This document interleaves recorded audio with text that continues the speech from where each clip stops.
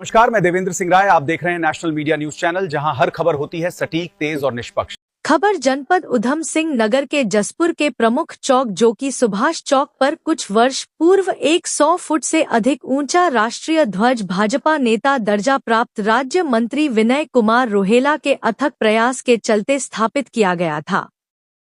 लेकिन राष्ट्रीय ध्वज फट जाने या क्षतिग्रस्त हो जाने पर नगर पालिका प्रशासन द्वारा उतरवा लिया जाता था और उसके स्थान पर नया राष्ट्रीय ध्वज लगाया जाता था। कुछ माह पूर्व राष्ट्रीय ध्वज क्षतिग्रस्त हो जाने पर उतार लिया गया था और उसके स्थान पर नया राष्ट्रीय ध्वज नहीं लगाया गया। तिरंगा फाउंडेशन द्वारा जसपुर नगर पालिका परिषद को हैंड ओवर कर दिया गया था। जसपुर चौक पर जसपुर की आन बान शान कहे जाने वाले चौक काफी दिनों से राष्ट्रीय ध्वज के अभाव में राष्ट्रीय ध्वज का खाली स्तंभ खड़ा हुआ था। कई बार जसपुर की जनता जनार्दन ने पालिका अधिशासी अधिकारी एवं पालिका अध्यक्ष से मीडिया के माध्यम से गुहार लगाई, लेकिन पालिका प्रशासन पर कोई असर नहीं हुआ। जब आज सत्ताधारी भाजपा के बैनर तले जसपुर के मुख्य चौक सुभाष चौक कहा जाए या तिरंगा चौक के नाम से जाने जाना बाले चौक से शुरू होने से पहले और स्वतंत्रता दिवस यानी 15 अगस्त नजदीक आने पर नगर पालिका कर्मियों द्वारा नया राष्ट्रीय ध्वज लगाने लिए राष्ट्रीय ध्वज के स्तंभ को दुरुस्त किया गया था और 12 अगस्त को नगर पालिका कर्मी राष्ट्रीय ध्वज लगाने के लिए क्रेन लेकर पहुंचे, लेकिन कोई तकनीकी परेशानी होने के कारण वे काफी मशक्कत करने के बाद भी राष्ट्रीय ध्वज नहीं लगा पाए।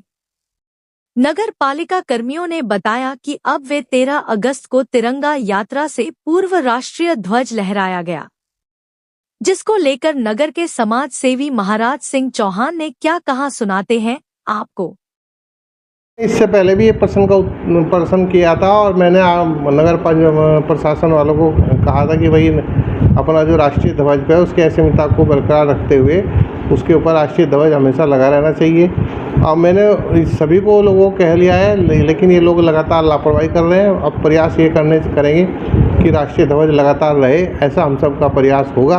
और इसी स्वतंत्रता दिवस पर हम संकल्प लें कि राष्ट्रीय ध्वज जो जसपुर की शान है वो लगातार फहराता रहे और हम उसकी ऊर्जा और शक्ति से अपने आप को पोषित होकर आगे बढ़ते रहें, ऐसी मेरी कामना भी है और ऐसा हम प्रयास भी करेंगे। अच्छा, एक बात जो राष्ट्रीय ध्वज लगा है उसके अंदर ऊपर जब झंडा जाता है तो वो कुछ गांठ खोलने में या अनेक प्रकार की कुछ दिक्कतें आ रही हैं, तो उन लोगों से कहा है कि भाई ये इसकी एक सीधी सच्ची सरल व्यवस्था है, उसके अंतर्गत बहुत ऊंचाई पर न ले जाके बहुत निचाई से भी फहराया जा सकता है और जो गांठ का स्लॉट लगाने का तरीका वो भी थोड़ा ठीक किया जाए। अब की बार उन्होंने सतर्कता रखी है, मुझे ऐसा लगता है आपके ठीक प्रकार से फहराया जाएगा।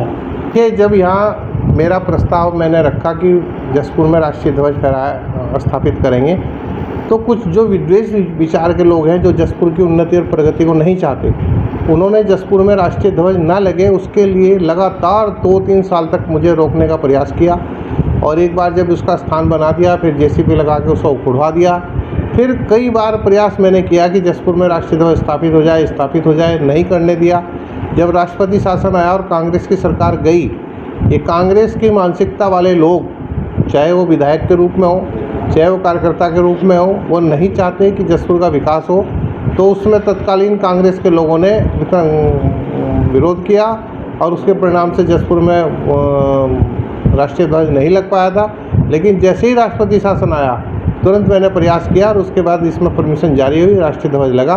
तब से लेकर अब तक राष्ट्रीय ध्वज हम सबको गौरवान्वित कर रहा है और हम सबको लिए एकदम देखते हैं कि बहुत दूर से आते हैं तो राष्ट्रीय ध्वज में ऊर्जा निकलती है और ऐसा लगता है कि हम सबके बीच में राष्ट्रीय ध्वज हमारा अभिभावक बनकर हम सबको आगे बढ़ने की प्रेरणा दे रहा है। तो ऐसी प्रेरणा, ऐसी शक्ति, ऐसी ऊर्जा, ऐसा प्रवाह, ऐसी हमारे अंदर नित नई कार्य योजनाओं को प्रभावित कर हमको खड़ा करने की प्रेरणा और चेतना देने का काम राष्ट्रीय ध्वज हम सबके ऊपर कर रहा है। हम भी अपने दायित्व में उनको नमन करते हुए, अपने राष्ट्रीय ध्वज को प्रणाम करते हुए, जनगण गाते हुए, देश के प्रति न्यौछावर करते हुए, अपनी भारत माता की जय बोलते हुए इस जसपुर के विकास और उत्तराखंड के विकास के लिए तत्पर रहें, ऐसा मेरी सभी से अनुरोध है और ऐसा मैं अपना आप में भी प्रयास करता हूँ कि ऐसे हम काम करते रहें। अच्छा, नगर में राष्ट्रीय ध्वज के निर्देश माननीय मुख्यमंत्री जी ने दी है, और साथ ही इसी प्रकार के राष्ट्रीय ध्वज को स्थापित करने के लिए एक गढ़ी नेगी नगर पंचायत में भी राष्ट्रीय ध्वज लगाने के लिए निर्देश जारी हुए हैं। दोनों ही नगर पंचायतों के अंदर राष्ट्रीय ध्वज लगने की प्रक्रिया प्रारंभ हो गई है